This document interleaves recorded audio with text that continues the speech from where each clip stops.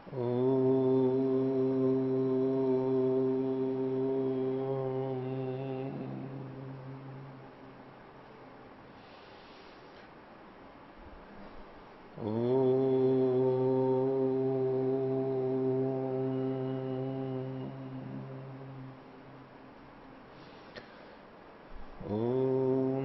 सहनावतु सहनौ भुनक्तु सह वीर्यं करवावहै तेजस्विनावधीतमस्तु मा विद्विषावहै।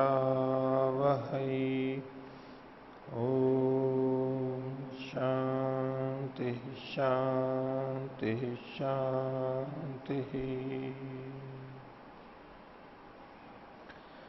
वेदांत दर्शन की 106वीं कक्षा, वेदांत दर्शन के चतुर्थ अध्याय का चतुर्थ पाठ यानी अंतिम पाठ चल रहा है। पिछली कक्षा में हमने 9वें सूत्र तक देखा था। इस चौथे पाद में मुक्ति से संबंधित बातों को बताया गया है। साधना करके, ब्रह्मोपासना करके, विशिष्ट मार्ग से आत्मा जब मुक्ति को प्राप्त करता है तो वहां पर क्या स्थिति होती है, तो परमात्मा के जैसा बनता है, परमात्मा के गुण उसमें आते हैं, उससे युक्त होता है और मुक्ति में वो अपने संकल्प के अनुसार आना जाना कर सकता है।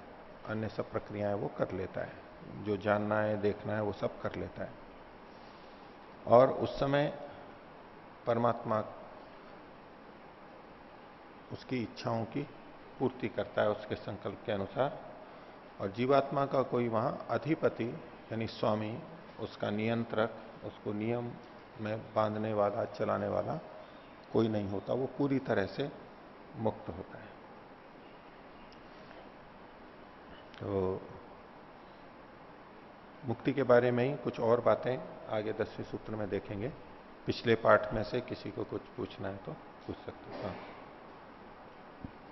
ओम आचार्य जी, सूत्र संख्या 9, पृष्ठ संख्या 248। आचार्य जी, अतएव च अनन्याधिपति। इस सूत्र के भाष्य में दूसरे पंक्ति में नहीं तदानीम स स्वकामाचारे अन्यम अपेक्षते यश्च तस्य कामपूर्तो आधिपत्यम कुर्यात्। जीवात्मा के कामपूर्ति में कोई आधिपत्य नहीं करता है, वो खुद ही उसका अधिपति होता है, ये कहना चाह रहे यहाँ पर। किंतु वहां पर भी परमात्मा तो उसका आधिपत्य तो करता ही है, क्योंकि जीवात्मा जिस चीज की कामना करता है वो पूर्ति तो परमात्मा ही करता है उसका। पूर्ति तो परमात्मा करता है, ये तो ठीक बात है ना। परमात्मा अगर ये सहायता नहीं करे तो जीवात्मा की तो ऐसी सामर्थ्य नहीं है कि वो कुछ कर सके।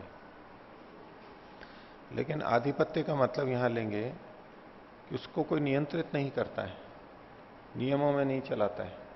अधिपति नियम बनाने वाला, चलाने वाला अपने अनुसार, वो उसका अधिपति कहलाता है, स्वामी कहलाता है। तो मुक्तावस्था में परमात्मा आत्मा के लिए कोई नियम नहीं बनाता है। वहां पर अपनी दृष्टि से जिस उद्देश्य से वो मुक्ति में आया है बस वो चीजें उसको उपलब्ध करा देता है। आनंद आदि, गमनागमन सब, उस पर कोई नियंत्रण नहीं करता है।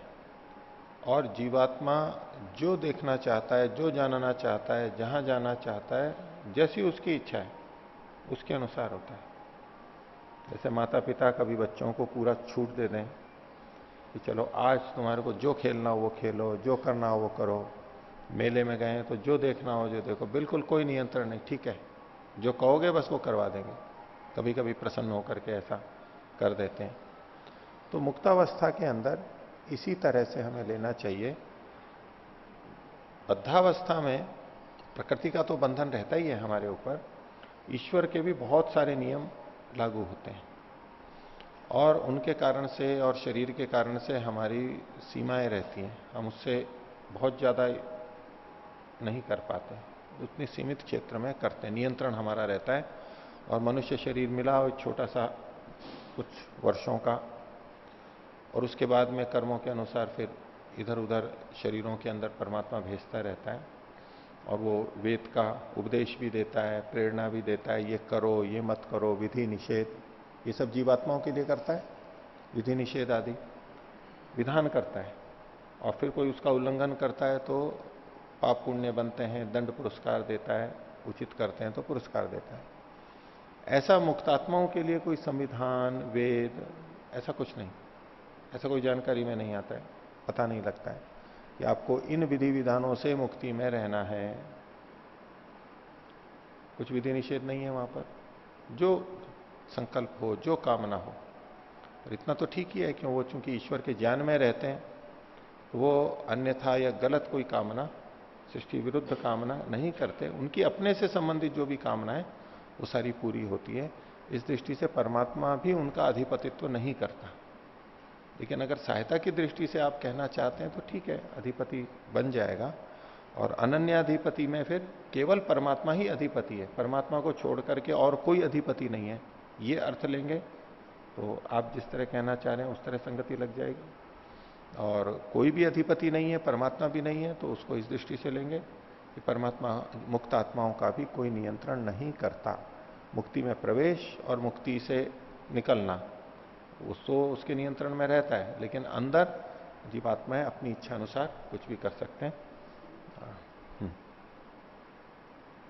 किंतु आचार्य जी, जब जीवात्मा पृथ्वी लोक में रहते हुए तपस्या आदि के द्वारा, यम नियमों के सभी अष्टांग के पालन के द्वारा इतना मेहनत से परमात्मा सन्निधि को प्राप्त करता है, और हम मुक्ति का मतलब भी परमात्मा का सन्निधि ही मानते हैं, तो जब वो परमात्मा का किसी के सन्निधि में जा रहा है, वो इतना तपश्चर्या करके, तो वो इतना बड़ा एक अधिपति है, इस कारण से उसके पास जा रहा है, तो हम अधिपति तो मानना ही चाहिए। उस रूप में अधिपति आप ले सकते हैं, तो एक अधिपति वाला अर्थ अनन्याधिपति ले ही सकते हैं, उसका निषेध नहीं किया। लेकिन परमात्मा की सन्निधि पाना चाहता है, परमात्मा का आनंद ज्ञान पाना चाहता है, परमात्मा के नियंत्रण में रहना चाहता है, ये आता है क्या कहीं? जीवित अवस्था में तो रहता है कि हम परमात्मा की आज्ञा के अनुसार चलें, वेद मंत्रों की आज्ञा के अनुसार चलें, ये हमारे लिए उचित है। मुक्तात्मा के लिए कोई आया पढ़ने में कहीं? नहीं। कोई इच्छा रहती है क्या? नहीं। वो तो जीवात्मा इन सब बंधनों से छूटना चाहता है, सब नियमों से छूटना चाहता है, कोई बंधन नहीं। कामना सारी पूरी हो जाए और हमारे पे कोई भी प्रतिबंध ना लगे, ये नहीं चाहते हैं आजकल भी। कामनाएं हमारी सारी पूर्ण हो जाएं, लेकिन प्रतिबंध हमारे पे कोई भी नहीं हो। हर चीज मिले जो हम चाहते हैं, लेकिन रोका टोकी कुछ ना हो, टोका टोकी कुछ ना हो हमारे को। ऐसा ही तो पूर्ण स्वच्छंदता है ना। अगर यूं कह दें कि ठीक है आपको टोकेंगे नहीं, कुछ भी नहीं, जो करना है वो करो, अपने आप खाओ पियो करो, वो नहीं पसंद आता है। बोले नहीं, मिलना तो वो सब चाहिए जो हम चाहते हैं। बच्चे माता पिता से आजकल जो खर्ची चाहिए, खाना पीना चाहिए, कपड़े चाहिए, गाड़ियां चाहिए, सब चीज चाहिए, बिना रोका टोके जो चाहे वो मिल जाए, लेकिन टोका टोकी कुछ नहीं हो। कहाँ आ रहे हैं, कहाँ जा रहे हैं, कब आ रहे हैं, कब जा रहे हैं, वो कोई किससे मिल रहे हैं, कोई टोका टोकी नहीं। तो स्वतंत्रता की परिकल्पना है, ठीक है। और कोई? तो आगे का पाठ देखिए, वेदांत दर्शन के चौथे अध्याय का चौथा पाठ, पृष्ठ संख्या 248, सूत्र संख्या 10। अब एक प्रसंग इन्होंने यहां उठाया कि मुक्ति में जब आत्मा जाती है तो उस समय उसके साथ में शरीर आदि ये कुछ चीजें रहती हैं या नहीं रहती हैं। तो अलग अलग दृष्टि से ये अलग अलग मत यहां पर कहे गए हैं और फिर उसकी संगति भी लगाई गई है। तो 10वां सूत्र है, अभावम बादरी आह ही एवं। तो बादरी जो व्यास जी के पिता थे, व्यास जी तो बादरायण हुए, इनके जो पिताजी थे वो बादरी, वो कहते हैं कि वहां मुक्ति में अभाव रहता है। अभाव रहता है किसका? शरीर का, शरीर का अभाव रहता है। भाष्य देखिए, यदुक्तम संकल्पादेव तो तच्छ्रुते है। पीछे जो कहा गया था संकल्प से ही ये सारी चीजें पूरी होती हैं, और ये वहां पर श्रुति वचन शास्त्र का वचन मिलता है, यानी सांकल्पिक शरीर होता है। तो उसी को इन्होंने वही पंक्ति दी है, यम यम अंतम अभिकामो भवति। जिस जिस उद्देश्य को या जिस जिस प्रदेश को वो चाहता है, कामना वाला होता है, यम कामम कामयते, और जिस कामना की इच्छा करता है, सो अस्य संकल्पादेव समुत्तिष्ठति, वो उसके संकल्प से ही वहां पर उपस्थित हो जाते हैं, संकल्प मात्र से। नहीं प्रयत्नम अपेक्षते इति भवतु युक्तम, ये जो आपने कहा वो ठीक है, मान लिया, हो जाए। तत्र खलु प्रयत्न साधनस्य तन्वः शरीर से अभावम बादरी पाराशारो मन्यते। तो ऐसे में वहां मुक्ति में प्रयत्न का साधन जो तनु है उसका, अर्थात शरीर का अभाव होता है, ये बादरी पाराशर मानते हैं।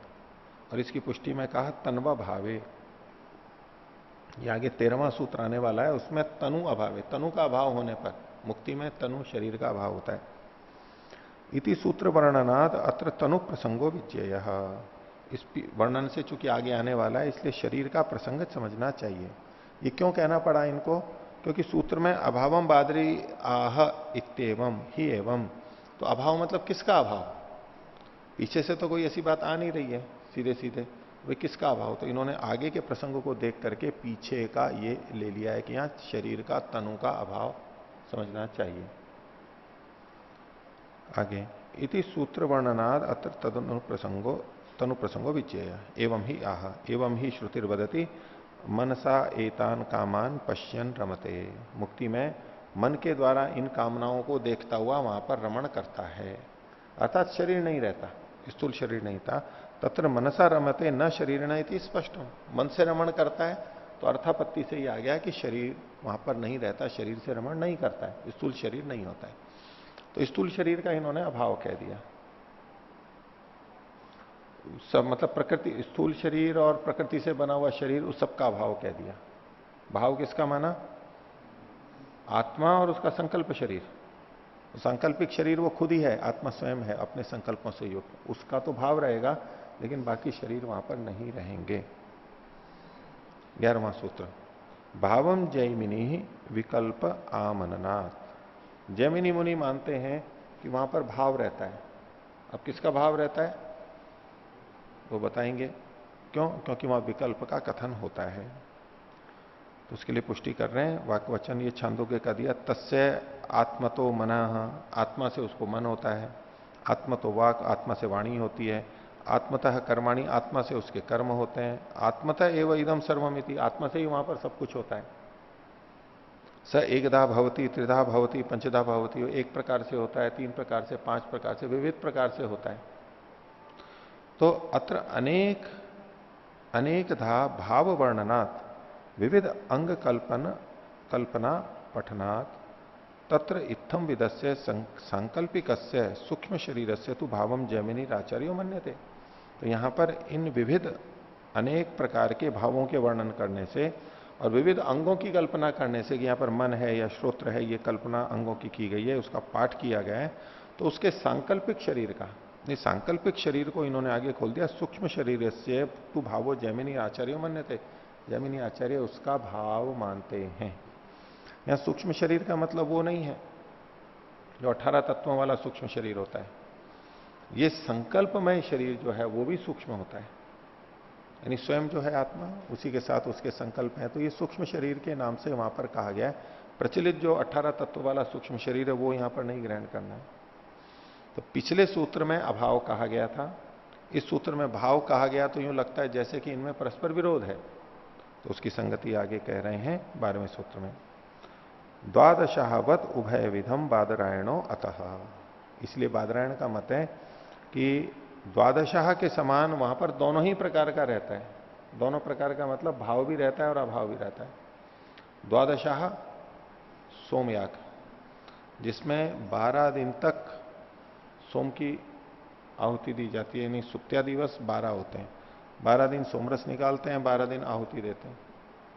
अभी जो हम सोम याग देखने गए थे वो तो एक आह था, एक दिन का ही सुत्या दिवस था, आगे पीछे का ज्यों का त्यों रहता है, लेकिन बीच का जो ये एक दिन है, ये एक दिन की जगह 12 दिन होते हैं, उसको द्वादशाह बोलते हैं।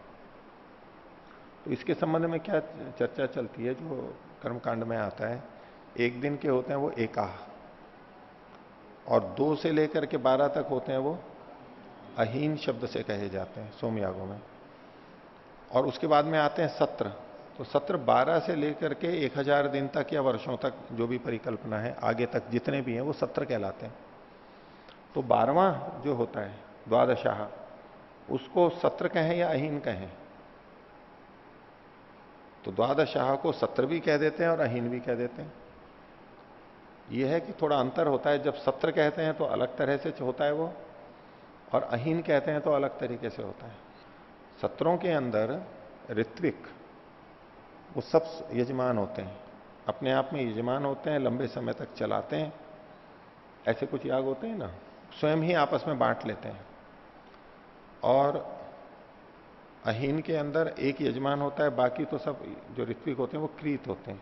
अथवा ऐसे कुछ भिन्नताएं होती हैं, जब द्वादशाह को सत्र मानते हैं तो कुछ भेद होता है, और जब द्वादशाह को अहीन मानते हैं तो भेद होता है। लेकिन वैसे एक जो द्वादशाह है उसको अहीन भी कह देते हैं, सत्र भी कहते हैं, यानी उभयविद कह देते हैं।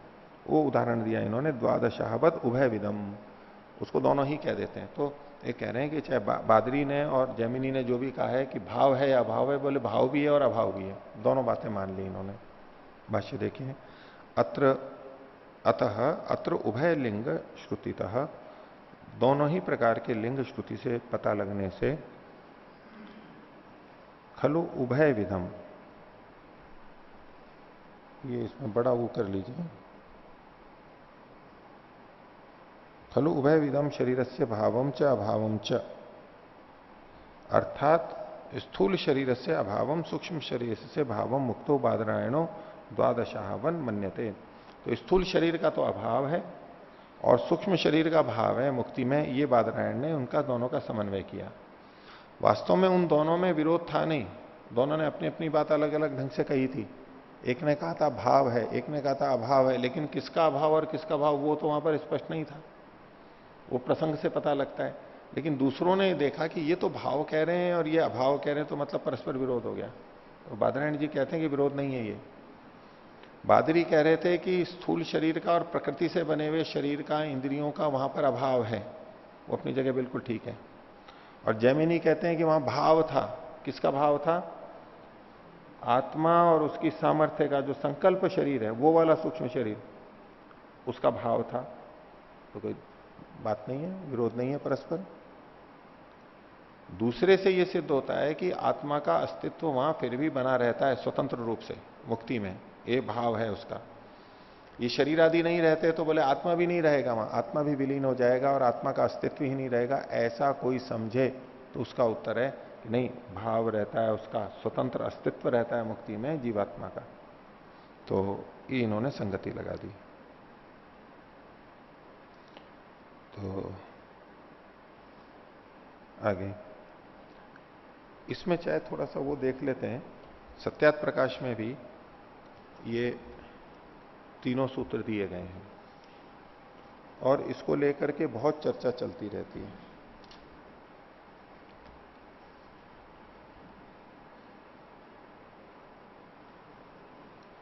वहां के वचनों से हमें क्या अर्थ लेना चाहिए? अगर वहां लिखे हुए शब्दों का ठीक अर्थ हमने नहीं लिया तो विरोधी लगेगा। और जो सत्यात प्रकाश को पढ़ते हैं, स्वाध्याय करते हैं, उनमें ये प्राय जो कुछ प्रश्न आते हैं उनमें एक प्रश्न ये भी है, बार बार आता रहता है कि जी यहां स्वामी जी ने 3 बातें लिख दी, एक में भाव कह दिया, एक में अभाव कह दिया सूक्ष्म शरीर का, और एक में भाव अभाव दोनों मान लिए, तो आखिर सच क्या है? इस सारे प्रसंग को वो किससे जोड़ते हैं? सूक्ष्म शरीर से। जो तात्पर्य जन सामान्य जो समझता है वो क्या करता है? सूक्ष्म शरीर का। सूक्ष्म शरीर कौन सा? वो 18 तत्व वाला। उसको लेकर के ये कहते हैं कि एक ने भाव कह दिया, एक ने अभाव कह दिया, और बादरायण कहते हैं भाव भी होता है और अभाव भी होता है। तो वास्तविकता क्या है? सूक्ष्म शरीर की मुक्ति में स्थिति होती है या नहीं होती है? और फिर उनको उत्तर देते हैं कि नहीं, सूक्ष्म शरीर तो मुक्ति में होता नहीं है। बोले नहीं, स्वामी जी ने तो वहां पर लिखा है, भाव वाला दे देते और उनको कहो कि हाँ होता है, तो बोला नहीं, वहां तो लिखा है कि नहीं होता है। इसी का इनका जहां कुछ भी बोलो उसका उत्तर नहीं, वहां तो ये लिखा है। उनकी मूल समस्या है कि यहां पर भाव अभाव और भावाभाव ये 3 पक्ष दे दिए हैं, तो वास्तविकता क्या है? तो देखिए पंक्तियां।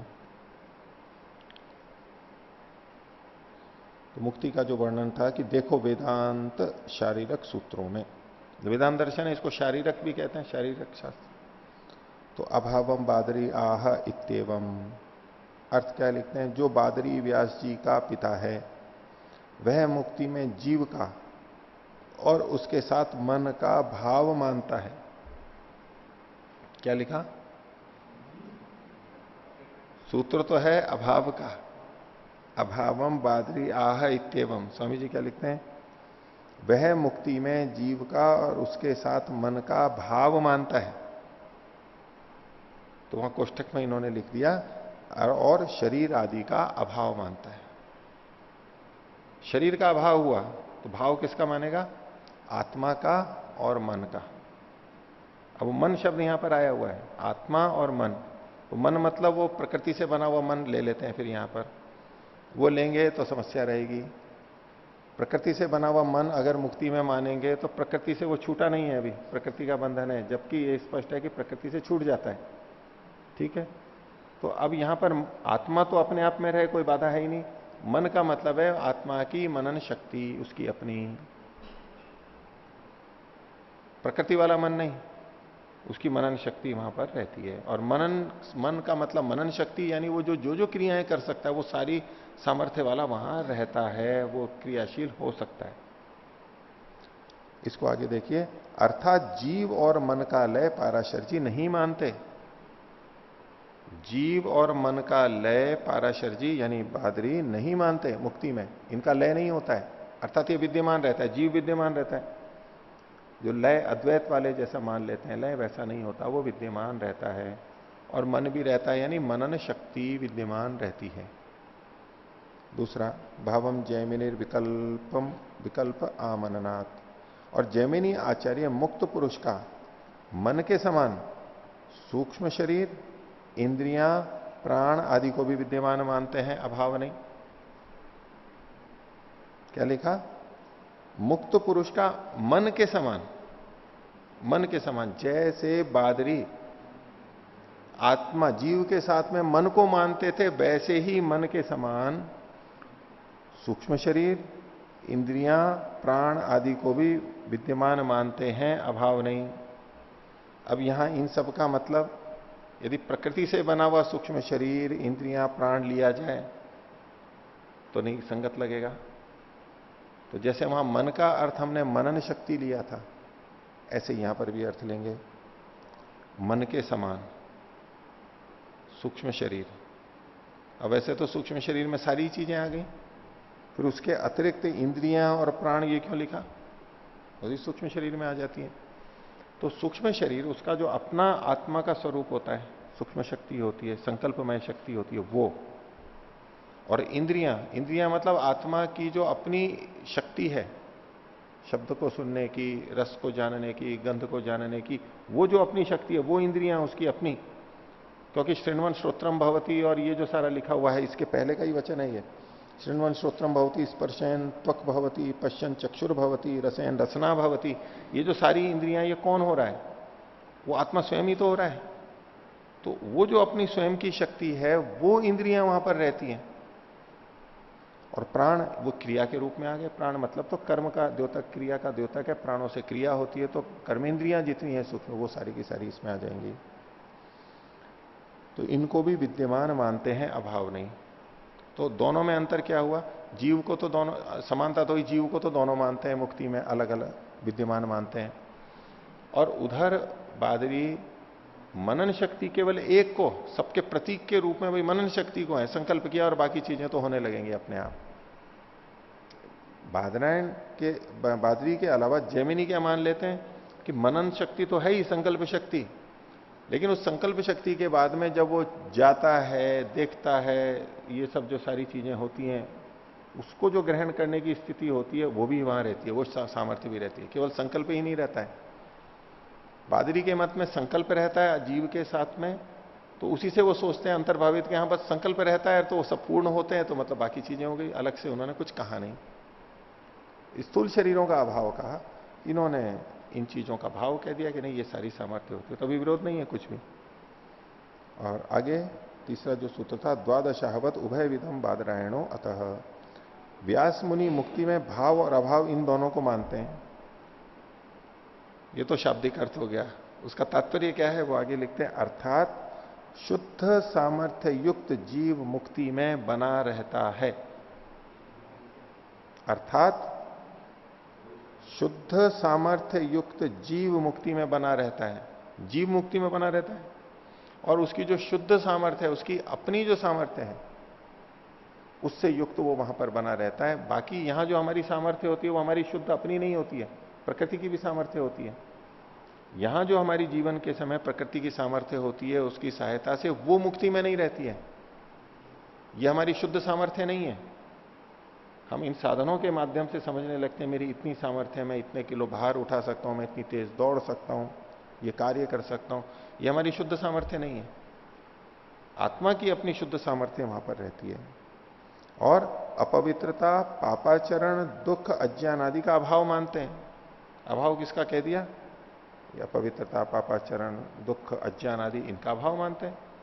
तो शुद्ध सामर्थ्य रहता है और इन चीजों का अभाव रहता है, तो इनमें परस्पर विरोध नहीं है। तो अब इस सारे प्रकरण को केवल सूक्ष्म शरीर विषयक नहीं मानना है। अगर सूक्ष्म शरीर विषयक मानेंगे तो इसमें उलझन ही उलझन है, इसका कोई उत्तर नहीं आने वाला। जो लोग प्रश्न उठाते हैं वो उस प्रश्न का समाधान नहीं आएगा। मुक्ति में सूक्ष्म शरीर रहता है या नहीं रहता है, और उसके लिए बोले ये 3 सूत्र कहें। यहां पर सीधे सीधे केवल सूक्ष्म शरीर का विषय आया है क्या? केवल जैमिनी वाले मत में सूक्ष्म शरीर एक बात है, बाकी तो नहीं आया ना, बाकी 2 में तो नहीं आया ना। नहीं तो प्रसंग किस तरह से होता कि मुक्ति में सूक्ष्म शरीर रहता है या नहीं रहता है, वो भूमिका होती, या अंत में कुछ ऐसा उपसंहार होता। ऐसा ना तो प्रारंभ है और न ही उपसंहार है। इसलिए इस प्रकरण को केवल सूक्ष्म शरीर का नहीं मानना चाहिए, और जो शब्द हैं वो आत्मा की अपनी शक्ति सामर्थ्य को ही समझना चाहिए। तो इनमें कोई भी विरोध नहीं। और क्या किसी को इसमें पूछना है?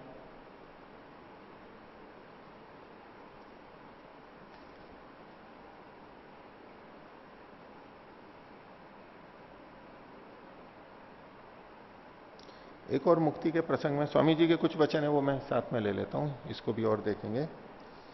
एक प्रसंग इतना आया था, प्रश्न इसमें था, नवीन समोल्लास का बोल रहा हूं, कि जितने जीव मुक्त होते हैं उतने ईश्वर नए उत्पन्न करके संसार में रख देता है, इसलिए निश्शेष नहीं होते। तो पीछे का मतलब यह था कि मुक्ति से जो लौटने वाली बात थी उस प्रसंग में, तो जो पूर्व पक्षी है वो ये मानता है कि लौटते नहीं है। तो प्रश्न हुआ था फिर ये संसार समाप्त क्यों नहीं हो जाता, अगर मुक्ति में जा ही जा रहे हैं, वहां से आ नहीं रहे? तो बोले कि परमात्मा उतने जीवों को और बना करके यहां पर छोड़ देता है। जितने मुक्त होते हैं उतने जीव बना करके और छोड़ देता है, इसलिए ये ऐसा का ऐसा चलता रहता है। उसने ये समाधान किया। तो किस लिए किया ये समाधान? ताकि मुक्ति से पुनरावर्तन की बात सिद्ध ना हो, अब पुनरावर्तन खंडित ना हो। तो इसके ऊपर देखो स्वामी जी क्या लिखते हैं, जो ऐसा होवे तो जीव अनित्य हो जावे। और जीव को नित्य तो वो भी मानता होगा बोलने वाला, लेकिन उसको अपनी बात को सिद्ध करने के लिए उसको ये होश नहीं रहा है कि मैं ऐसी चीज बोल रहा हूं जिससे मेरा सिद्धांत या शास्त्र का सिद्धांत खंडित हो रहा है। उसने तो बोल दिया तात्कालिक रूप से कुछ भी। तो देखो इससे ये दोष आएगा कि जीव अनित्य हो जाए, क्योंकि जिसकी उत्पत्ति होती है उसका नाश अवश्य होता है, तो अनित्य होंगे। फिर तुम्हारे अनुसार मुक्ति पाकर भी विनष्ट हो जाएंगे। उनके मत के अनुसार वैसे भी नष्ट होना माना जाएगा, और लेकिन अगर मुक्त भी हुए, अब मुक्ति में जीव तो जीव रहा नहीं, जीव तो ब्रह्म ही हो गया, तो जीव तो नष्ट हो गया ना, जीव तो नष्ट हो गया ना। तो ये इसलिए स्वामी जी कह रहे हैं कि तुम्हारे अनुसार, अभ्युपगम से बोल रहे हैं ये, तुम्हारे मतानुसार मतलब अभ्युपगम से मुक्ति पाक पर भी विनष्ट हो जाएंगे, और मुक्ति अनित्य हो गई। फिर मुक्ति को नित्य कब मानेंगे? उनका कहना था कि मुक्ति नित्य है, मुक्ति नित्य है।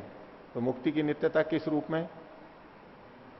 मुक्ति की नित्यता किस रूप में? कि मुक्ति नाम की स्थिति सदा बनी रहती है, ये मुक्ति की नित्यता है।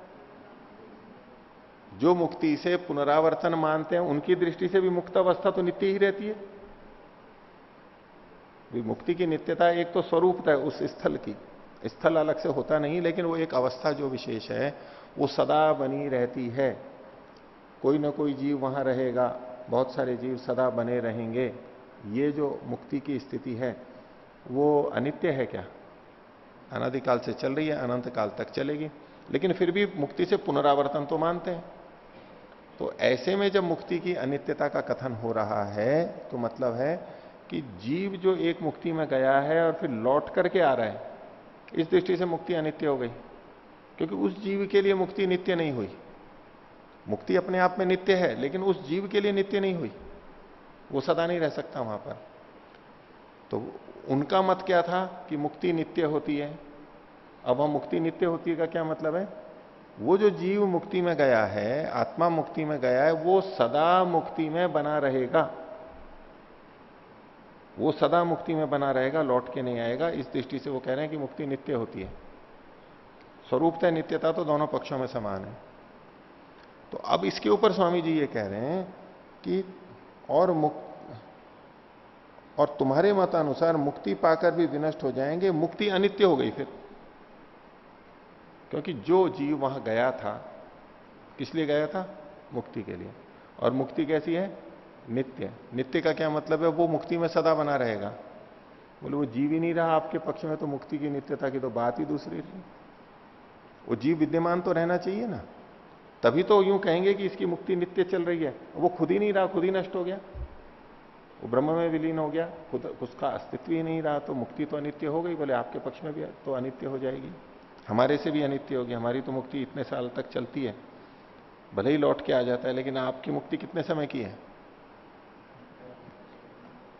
थोड़ी सी मान लो, जब गए और बस विलीन हो गए बस आपकी मुक्ति तो अनित्य हो जाएगी। आगे देखिए, और मुक्ति के स्थान में बहुत सा भीड़ भड़क्का हो जाएगा। मुक्ति के स्थान में बहुत सा भीड़ भड़क्का हो जाएगा, जैसे मेले वगैरह में होता है। क्यों होगा भीड़ भड़क्का? क्योंकि वहां आगम अधिक और व्यय कुछ नहीं होने से बढ़ती का पारावार ना होगा। आगम तो खूब होगा मुक्ति में जो चाहेंगे, लेकिन लौट के तो आएगा नहीं। और वो जो पूर्व पक्षी ने कहा था कि परमात्मा नई नई आत्माओं को बना के छोड़ता रहेगा यहां पर, वो मुक्ति वाली आत्मा ही नहीं। मुक्ति वाली तो जो जा रही हैं, बढ़ती जा रही हैं, बढ़ती जा रही हैं, बढ़ती जा रही हैं, वो तो अन्य ही कहीं से आत्माएं बना बना करके छोड़ देता है। तो यहां तो संसार चलता रहेगा। तो बोले ऐसे में मुक्ति से तो लौट के आ नहीं रही है वो आत्माएं, तो वहां क्या हो जाएगा? भीड़ भड़क्का हो जाएगा अब यूं देखेंगे तो ठीक है, परमात्मा अनंत है, कोई भीड़ भड़क्का नहीं है उस दृष्टि से तो।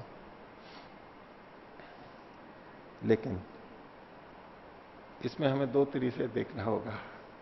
इसको भी बहुत लोग पूछते हैं कि ये मुक्ति में भीड़ भड़क्के की बात क्या है तो देखो कई तरह से भीड़ भड़क्के होते हैं यानी मैं इस दृष्टि से कह रहा हूं कि हम कहते भीड़ भड़क्का तो वहां हो ही नहीं सकता। क्यों नहीं हो सकता? क्योंकि परमात्मा अनंत है। कितनी भी आत्मा जाए, कितनी भी आत्मा जाए, तो भीड़ भड़क्का तो हो नहीं सकता। तो भीड़ भड़क्का बोलते समय हमारे मन में क्या भाव रहता है? कौन सा भीड़ भड़क्का? नहीं, स्थान की दृष्टि से तो है थोड़ा सा।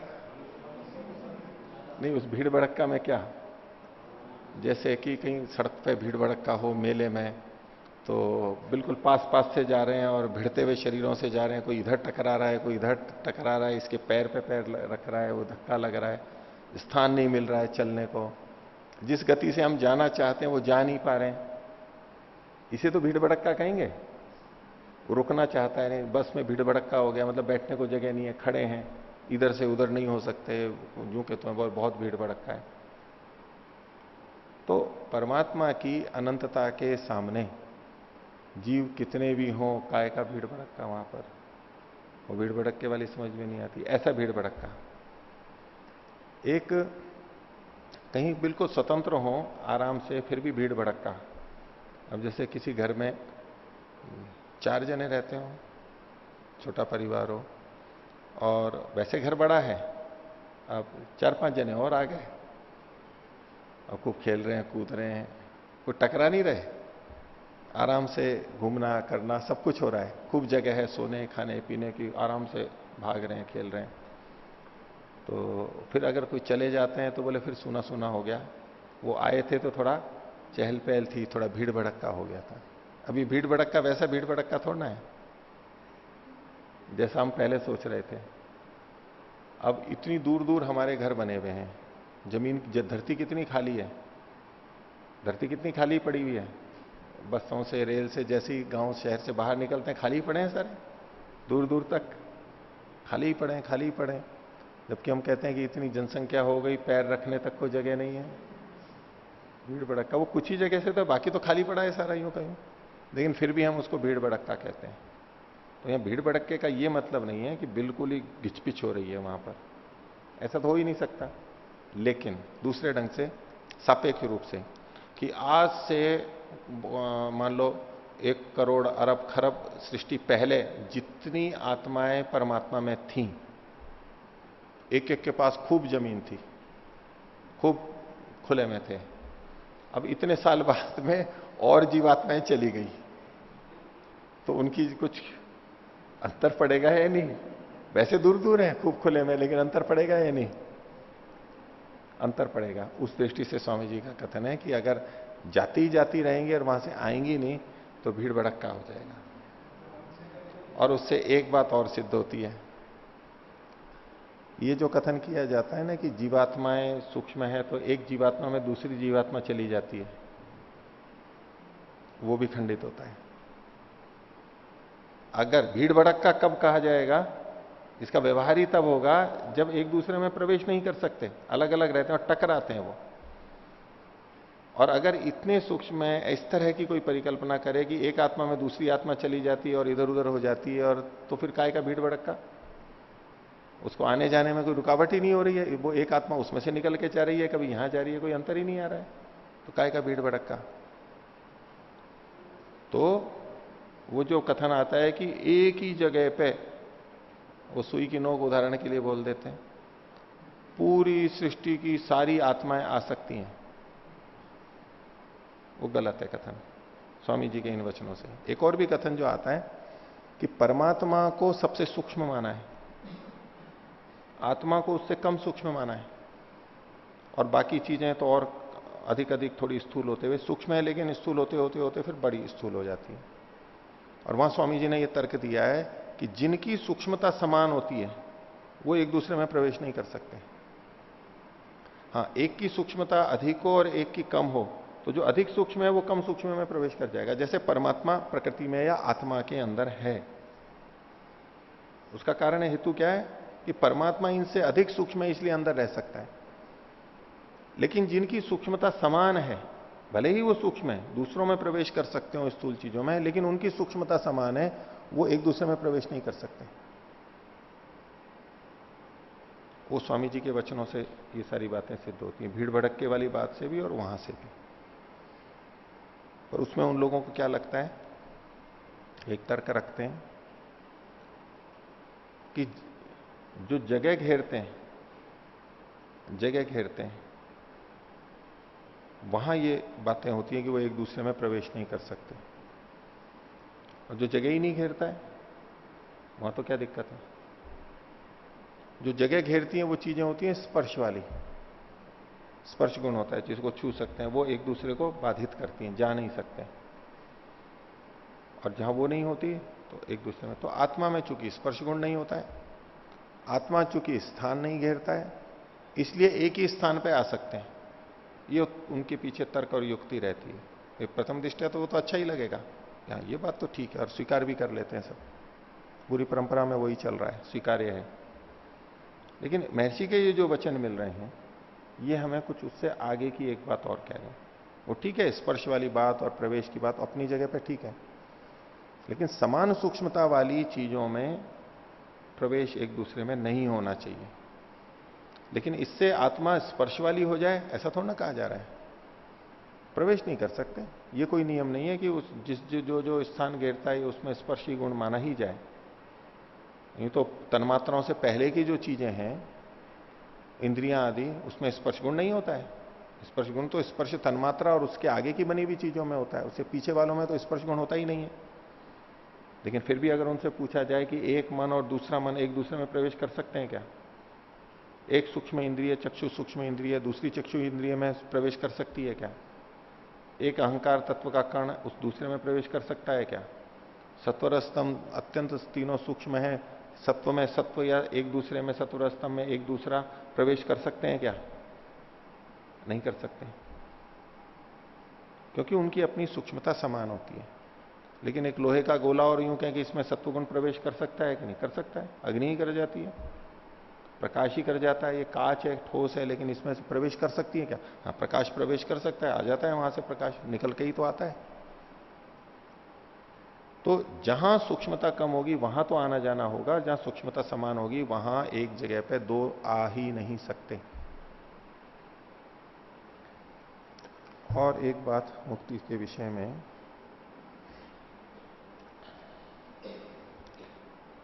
एक हमारा वो प्रसंग चल रहा था कि सब मुक्त आत्माएं एक जैसी होती हैं या अलग अलग होती हैं।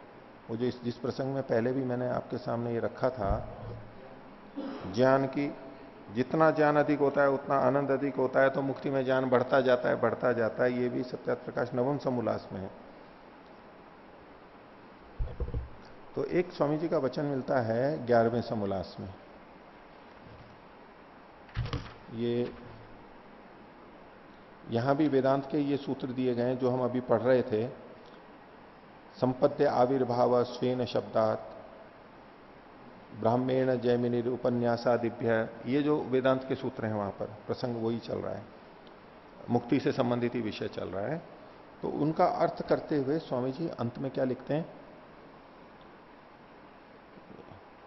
जब योगी का सत्य संकल्प होता है तब स्वयं परमेश्वर को प्राप्त होकर मुक्ति सुख को पाता है, वहां स्वाधीन स्वतंत्र रहता है।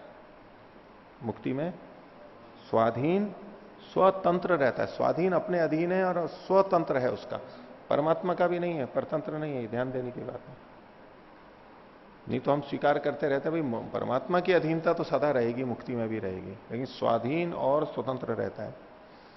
जैसा संसार में एक प्रधान दूसरा अप्रधान होता है वैसा मुक्ति में नहीं होता है।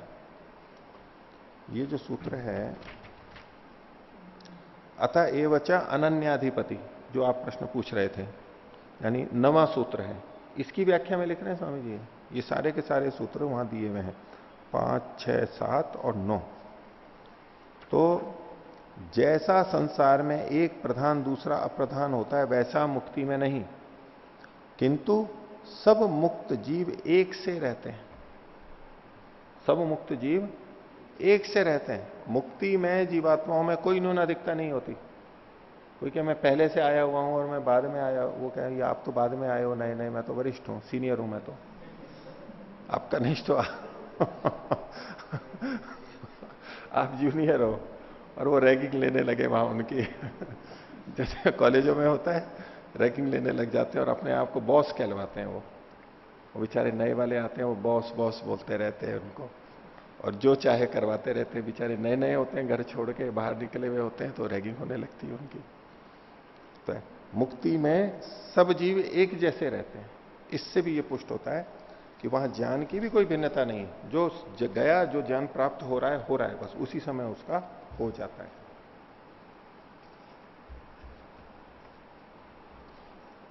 और एक प्रसंग है जो यहां इन्होंने वैसे ब्रह्म मुनि जी ने अलग ढंग से लिख दिया है, चलो उसको उस प्रसंग में मैं बताऊंगा आपको। तो अभी हमने 10, 11, 12 ये 3 सूत्र देखे। इसमें मुक्ति में सूक्ष्म शरीर रहता है नहीं रहता है, ये अगर कोई पृष्ठभूमि बनाए तो पहले से ही संशोधन कर लेना। ये केवल सूक्ष्म शरीर की बात नहीं है, और सूक्ष्म शरीर है भी तो कौन सा है, सांकल्पिक सूक्ष्म शरीर है, वो आत्मा का अपना स्वरूप है, उसकी बारे में बात चल रही है। तो अभाव है स्थूल शरीर, प्रकृति जन्य जितने शरीर हैं उन सबका अभाव है। जैमिनी कहते हैं कि नहीं, इनका भाव है उन्हीं चीजों का। वो कैसे, आत्मा की जो अपनी सामर्थ्य है, मनन की सामर्थ्य है, इंद्रियों की सामर्थ्य है, प्राण की सामर्थ्य है, इस सामर्थ्य के रूप में वहां पर भाव है। और इन साधन रूप में प्रकृति के जो साधन है उनका वहां पर अभाव है। काम वो सारे कर लेगा वहां परमात्मा की सहायता से और अपनी सामर्थ्य से। जैसे बद्धावस्था में आत्मा की अपनी सामर्थ्य और साथ में साधनों की सामर्थ्य दोनों मिलती हैं तब वो कर सकता है। अब पत्थर से आप आंख जोड़ देंगे तो उसको थोड़ा ना बोध होगा, पत्थर से कान को जोड़ देंगे तो उसको थोड़ा शब्द सुनाई देगा। आत्मा की सामर्थ्य है वो भी आवश्यक है और साधन भी चाहिए। ऐसे ही मुक्ति में परमात्मा की सहायता भी आवश्यक है और जीवात्मा के की अपनी सामर्थ्य का भी होना आवश्यक है। जैसे यहां आवश्यक है वैसे वहां भी आवश्यक है। तो उसकी जो अपनी सामर्थ्य रूप में मन प्राण बुद्धि आदि हैं, जब जब ये शब्द आएंगे यहां मुक्ति में तो वो उसकी आत्मा की सामर्थ्य को लेंगे। अब कोई मतभेद नहीं है, अनुकूलता से हो जाएगा कुछ। आचार्य जी, अभी आपने सत्यार्थ प्रकाश का जो एक वाक्य बताया था, जैसे जैसे ज्ञान बढ़ता जाता है वैसे वैसे आनंद भी बढ़ता जाता है, तो ये बात समझ नहीं आ रही। ये बात समझ नहीं आई कि बढ़ने का कैसे हुआ, क्योंकि समान रहना चाहिए और समान। जैसे यहां बद्धावस्था में जितना जितना जिसका ज्ञान बढ़ता जाता है उतना उतना उसको आनंद मिलने लगता है। किसी वस्तु का हमें ज्ञान नहीं है, हम परेशान हैं, टेलीविजन लगा हुआ है परेशान है, चल ही नहीं रहा है, मोबाइल है, ज्ञान हो गया चलने लगे, सुविधा हो गई, सुख हो गया, अनुकूलता हो गई, आनंद बढ़ गया।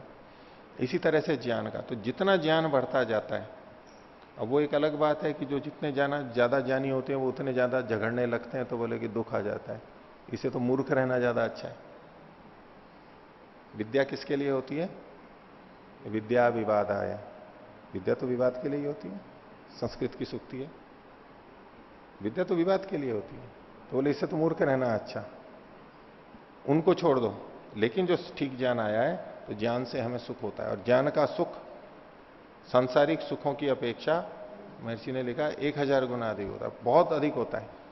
वो अंदर का अंदर ही सुख मिलता रहता है, इंद्रियों का सुख तो थोड़ी देर के लिए होता है। तो यहां तो ये पूरी तरह से लागू हो रहा है। उसके बाद में यहां की अपेक्षा मुक्ति को देखेंगे तो मुक्ति में ज्ञान अधिक होता है, क्योंकि परमात्मा की सहायता से सन्निहित साधनों को वो जैसा चाहे वैसा देखता रहता है। यहां तो हम इंद्रियों के माध्यम से जानते हैं, कुछ स्मृति का प्रयोग करते हैं, वहां वो सारी चीजें प्रत्यक्षवत देखता रहता है, तो ज्ञान अधिक होता है। इसलिए बद्धावस्था की अपेक्षा मुक्तावस्था में ज्ञान अधिक होता है, इसलिए वहां आनंद भी अधिक होता है, इतना कहना चाहते हैं। पर इसके साथ साथ जो दूसरी चीज जोड़ लेते हैं बहुत से लोग इन्हीं वचनों से, कि मुक्ति में जो आत्मा अभी अभी गई है उसका ज्ञान कम है, और जो जितनी अधिक देर वहां हो गई उसको उसका ज्ञान अधिक बढ़ता जा रहा है।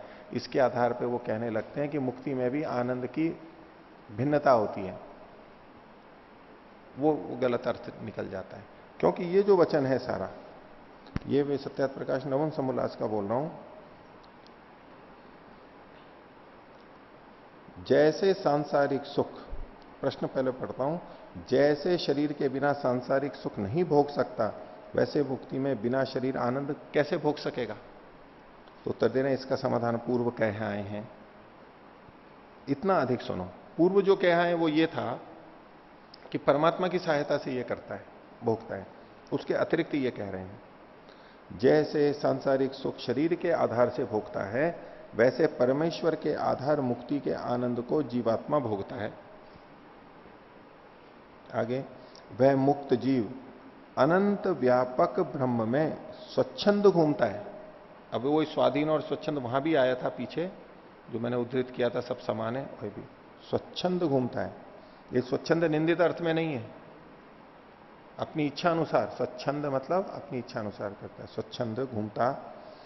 शुद्ध ज्ञान से सब सृष्टि को देखता है, अविद्या कुछ नहीं है वहां पर, परमात्मा का शुद्ध ज्ञान उसको प्राप्त है। अन्य मुक्तों के साथ मिलता, सृष्टि विद्या को क्रम से देखता हुआ सब लोक लोकांतरों में, अर्थात जितने ये लोग दिखते हैं और नहीं दिखते उन सब में घूमता है। अब यहां से हमें जो लोग दिखाई देते हैं वो तो कुछ तारे दिखाई देते हैं, बहुत हैं वैसे तो, अनंत है, हम गिन नहीं सकते। वैज्ञानिक भी दूरबीन लगा करके देखते हैं, तो अब वो पता लगता है, पहले जिसको तारा समझते थे वो पूरी की पूरी गैलेक्सी है। पहले दूर से देखते थे तो छोटा सा दिखता था, तो लगता था कि एक ही तारा है। जब दूरबीनें विकसित हो गई, देखने लगे ये तो बहुत बड़ी चीज है, पूरी की पूरी गैलेक्सी है, इसमें तो तारों का झुंड है, दूर से हमको एक दिख रहा है। तो जो लोग हमको दिखते हैं और नहीं दिखते उन सबको, बहुत सारे हैं जो हमारे को पता भी नहीं है, उन सब में घूमता है। वह सब पदार्थों को जो कि उसके ज्ञान के आगे हैं सबको देखता है, उसके ज्ञान के आगे होते हैं।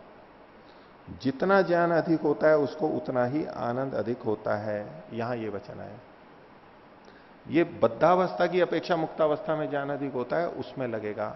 मुक्तावस्था में अलग अलग ज्ञान होता है, उसमें नहीं घटेगा। क्यों? क्योंकि आगे देखो क्या लिखते हैं, मुक्ति में जीवात्मा निर्मल होने से पूर्ण ज्ञानी होकर उसको सब सन्निहित पदार्थों का भान यथावत होता है। अब ये जो पंक्ति है किस मुक्तात्मा पे लगेगी? मुक्ति में जीवात्मा निर्मल होने से पूर्ण ज्ञानी होकर उसको सब सन्निहित पदार्थों का भान यथावत होता है। ये पंक्ति किस मुक्तात्मा पे लगेगी? सब मुक्तात्माओं पे लगेगी। अब जब पीछे इससे पिछली पंक्ति है, जितना ज्ञान अधिक होता है उसको उतना ही आनंद अधिक होता है। अब अगली पंक्ति पे तो ध्यान नहीं जा रहा है, इसी पे कह लिया कि हाँ मुक्ति में भी ज्ञान की भिन्नता होती है तो आनंद की भी भिन्नता होती है। एक नया सिद्धांत शुरू कर दिया, जबकि अगली पंक्ति से ही ये विरोध को आ रहा है। और जो मैंने आगे बताया था कि सब मुक्तात्माएं मुक्ति में एक जैसी होती हैं, कोई अधिपति नहीं, कोई स्वामी नहीं, कुछ नहीं, सब मुक्तात्मा एक जैसी रहती हैं। ज्ञान भी एक जैसा, आनंद भी एक जैसा, सब एक जैसा होता है। तो उसी तरह से यहां पर लेना चाहिए। एक एक अंश में जब जब हम लेते हैं और पूरी बात को समझते नहीं है क्या वाक्य रचना है, तो ऐसे में गड़बड़ होती है। अब वो कई बार बातें देखो कितनी छोटी छोटी सी हैं, लेकिन गड़बड़ क्यों होती है? क्योंकि वाक्यों पे उतना ध्यान देना नहीं आता है। क्योंकि मान लो मीमांसा नहीं पढ़ा है, इतना गौर ही नहीं करते हैं वो वाक्यों के ऊपर। गलती तो मीमांसा वाला भी कर सकता है, लेकिन अगर कोई जागरूक नहीं है, उसका आदत नहीं है कि मैं वाक्यों को ध्यान से देखूं, तो एक मोटा मोटा अर्थ हम लेते हैं। पढ़ते हैं सारा, बताते भी हैं, लेकिन मोटा मोटा अर्थ लेते हैं। आप ये अंतर देख लेना, पढ़ाने वालों में भी और विचार करने वालों में भी। उन्हीं पंक्तियों को, वाक्यों को पढ़ते हुए एक सूक्ष्मता से, स्पष्टता से अर्थ ले रहा होता है, और एक स्थूल स्थूल बस मोटा मोटा ले रहा होता है। उसमें भिन्नता, स्पष्टता, भेद नहीं होता, और वहां गड़बड़ मिल जाती है कुछ ना कुछ। और कई व्यक्ति ऐसे मिलेंगे आपको,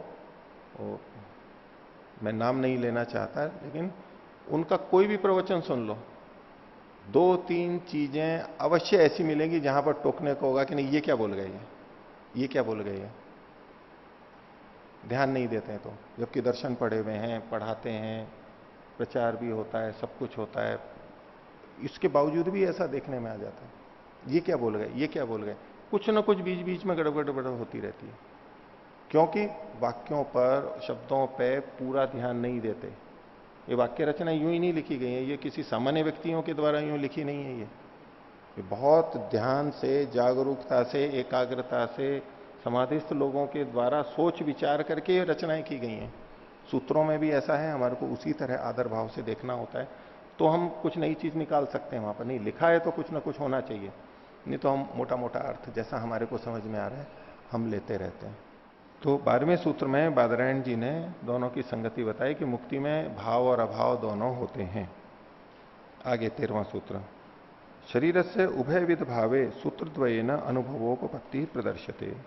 शरीर के उभयविध भाव में, यानी वो होता भी है और नहीं भी होता है, इसको सूत्र, 2 सूत्रों के द्वारा इसमें अनुभव की उपपत्ति या कथन किया जा रहा है।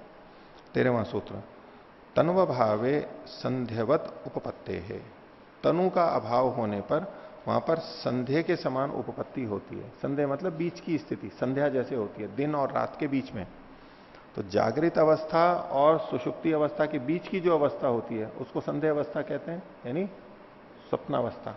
उपनिषद में भी आया था। तो मुक्तो स्थूल शरीर से अभावे, मुक्ति में स्थूल शरीर का अभाव होता है, इसलिए वह होने पर संध्यम स्वप्नम, संध्या को कोरा स्वप्नम, संध्यम तृतीयम स्वप्न स्थानम स्वप्नवत कामचारस्य सिद्धिर भवती। समझाया जा रहा है कि जैसे स्वप्नावस्था में हमारा कामाचार रहता है, तो कोई उदाहरण तो देंगे ना, किस तरह से कामाचार। दिन में जागते समय देखेंगे वो कितनी भी इच्छा से करे, लेकिन वहां कुछ ना कुछ बंधन लगता है। लेकिन स्वप्नावस्था में कोई कामाचार नहीं होता है, वो कोई बंधन नहीं होता है।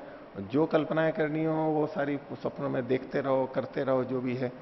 तो जैसे स्वप्न में, एक समझाने के लिए है, अब थोड़ा बंधन तो स्वप्न में भी लग जाता है हमारे को, विपरीत अगर सपना हो तो, डरावना तो, लेकिन वैसे अगर सुखपूर्वक है तो सब इच्छा अनुसार कर सकते हैं।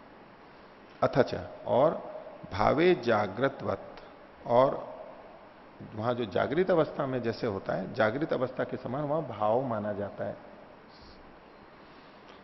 मुक्तौ सांकल्पिक सूक्ष्म से शरीर से भावे वर्तमानत्व जागृतवत कामचारो विचेय। दो तरह से कामचार, एक स्वप्न में कामचार और एक जागृत अवस्था में कामचार, की जगते हुए हम जो इच्छानुसार कार्य करते हैं, ऐसे ही मुक्ति में अपने सांकल्पिक शरीर से, क्योंकि जिस समय वो संकल्प करता है उस समय वो जगा हुआ होता है, जागरूक होता है। तो मुक्ति में सांकल्पिक सूक्ष्म शरीर के भाव के वर्तमान होने से जागते हुए के समान कामाचार होता है, ये समझना चाहिए। ठीक है। ज्ञान होने के बाद मुक्ति होती है या मुक्ति के बाद ज्ञान प्राप्त करती है आत्मा? दोनों बातें ठीक हैं। ज्ञान होने के बाद में जो मुक्ति के लिए आवश्यक जितना ज्ञान है, अविद्या का नाश होना, वो ज्ञान होना चाहिए, तब मुक्ति होती है। और मुक्ति के बाद में भी ज्ञान होता है। जब मुक्तावस्था में पहुंच जाता है तो वहां पर जो ज्ञान होता है वो बद्धावस्था से अतिरिक्त होता है, वो सारा प्रत्यक्ष ज्ञान होता है उसका। इसकी कोई सीमा? उसकी कोई सीमा नहीं है। उसकी सीमा कहना चाहें तो इतना कह सकते हैं कि वहां जो चाहते हैं उतना ज्ञान हो जाता है, सन्निहित साधनों का ज्ञान उसको होता रहता है, बस इतना वहां होता है। लेकिन परमात्मा जैसा नहीं होता, ये सीमा है वहां पर। परमात्मा में जैसे अनंत ज्ञान सदा उपस्थित रहता है, ऐसा जीवात्मा को नहीं रहेगा। जब जब वो जानना चाहेगा वो होता रहेगा उसको, लेकिन सब चीज परमात्मा जैसा तो हो ही नहीं सकता है। तो आज का पाठ इतना ही रखते हैं। प्रणव।